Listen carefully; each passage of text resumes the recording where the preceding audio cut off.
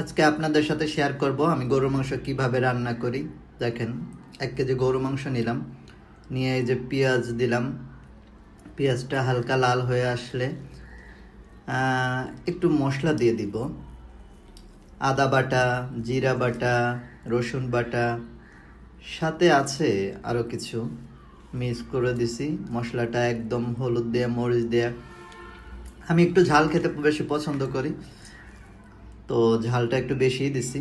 তো যখন একটু লাল হয়ে আসলো তখন একটু দিলাম গরম মশলা।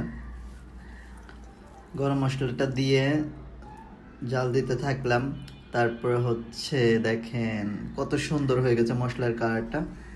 তেলটা যখন উপরে উঠে উঠে আসবে তখন মাংসটা ঢেলে দিব।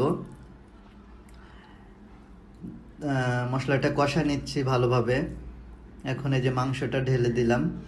মাংসটা ঢেলে সুন্দরভাবে মাংসটারে লাড়াচাড়া দিয়ে কষায় নিচ্ছি, যাতে প্রত্যেকটা মাংসতে মশলাটা সুন্দরভাবে জড়ায়। তো দেখেন কেমন হচ্ছে, দেখেন তো আমি কি পারি কি না, আপনারা একটু জানাবেন অবশ্যই।